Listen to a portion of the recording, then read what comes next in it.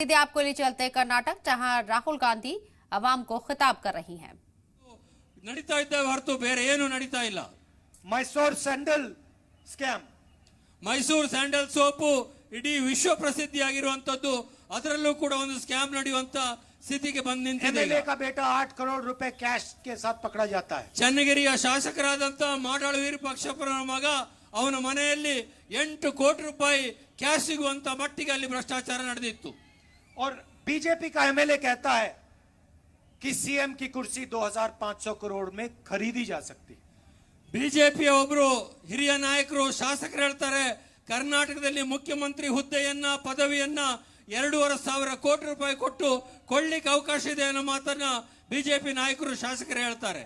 कर्नाटक में जो भ्रष्टाचार हुआ वो 6 साल के बच्चे को मालूम है. ಕರ್ನಾಟಕದಲ್ಲಿ ಏನು ಭ್ರಷ್ಟಾಚಾರ ಇತ್ತು ಇದೆ, ಅದು ಸಣ್ಣ 6 ವರ್ಷದ ಮಗುವಿಗೂ ಕೂಡ ಗೊತ್ತಿರುವಷ್ಟು ಮಟ್ಟಿಗೆ ಪ್ರಸಿದ್ಧಿಯಾಗಿದೆ. पिछले 3 साल से बीजेपी की सरकार है. ಕಳೆದ 3 ವರ್ಷದಿಂದ ರಾಜ್ಯದಲ್ಲಿ ಬಿಜೆಪಿ ಸರ್ಕಾರ ನಡೀತಾ ಇದೆ. प्रधानमंत्री को भी कर्नाटक के भ्रष्टाचार के बारे में मालूम होगा. ಪ್ರಧಾನಮಂತ್ರಿಗಳಿಗೂ ಕೂಡ ಕರ್ನಾಟಕದಲ್ಲಿ ನಡೀತಾ ಇರುವಂತಹ ಭ್ರಷ್ಟಾಚಾರದ ಬಗ್ಗೆ ಮಾಹಿತಿ ಇರಲೇಬೇಕಾಗ್ತದೆ. आप ही ने तो कहा था डबल इंजन सरकार. ನೀವೇ ಹೇಳಿದ್ರಿ ಡಬಲ್ ಇಂಜಿನ್ ಸರ್ಕಾರ ಇದ್ರೆ ರಾಜ್ಯ ಉದ್ಧಾರ ಆಗ್ತದೆ ಅಂತೇಳಿ. इस बार डबल इंजन चोरी हुई है. ಈಗ ಡಬಲ್ ಇಂಜಿನ್ ಕಳ್ಳತನ ಆಗಿದೆ.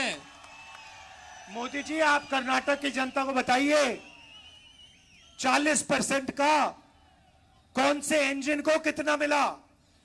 ಪ್ರಧಾನಮಂತ್ರಿ ಮೋದಿಜಿ ಅವರೇ, ಈಗ ನೀವು ಹೇಳಬೇಕು, ನಿಮ್ಮ ಡಬಲ್ ಇಂಜಿನ್ ಸರ್ಕಾರದಲ್ಲಿ ಈ 40% ಭ್ರಷ್ಟಾಚಾರ ಇದೆಯಲ್ಲ, ಅದು ಯಾವ ಇಂಜಿನ್ಗೆ ಎಷ್ಟು ಹೋಯ್ತು ಅನ್ನೋದನ್ನ ನೀವೇ ಹೇಳಬೇಕೀಗ.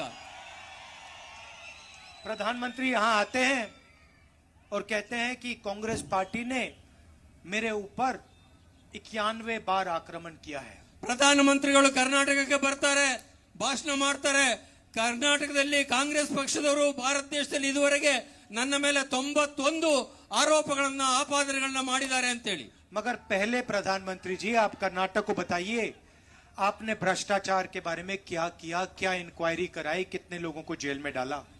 ಆದ್ರೆ ಪ್ರಧಾನಮಂತ್ರಿಗಳಲ್ಲಿ ನಾನೊಂದು ವಿನಂತಿ ಏನ್ ಮಾಡ್ತೇನೆ, ನೀವು ಎಷ್ಟು ಸರ್ತಿ ಕಾಂಗ್ರೆಸ್ನವರು ನಿಮ್ಮನ್ನು ಬೈದ್ರು ಅಂತ ಲೆಕ್ಕ ಇಡೋದ್ರ ಬದಲಾಗಿ ಕರ್ನಾಟಕದಲ್ಲಿ ಉದ್ಧಾರ ಮಾಡಲಿಕ್ಕೆ, ಕರ್ನಾಟಕದ ಆಡಳಿತವನ್ನು ಸುಧಾರಣೆ ಮಾಡಲಿಕ್ಕೆ ನೀವೇನೇನು ಕ್ರಮ ಕೈಗೊಂಡ್ರಿ ಅನ್ನೋದನ್ನ ಮೊದಲು ಕರ್ನಾಟಕ ಜನತೆಗೆ ಹೇಳಿ ಅಂತ ವಿನಂತಿಯನ್ನು ಮಾಡ್ಕೊಳ್ತೇನೆ. मैंने लोकसभा में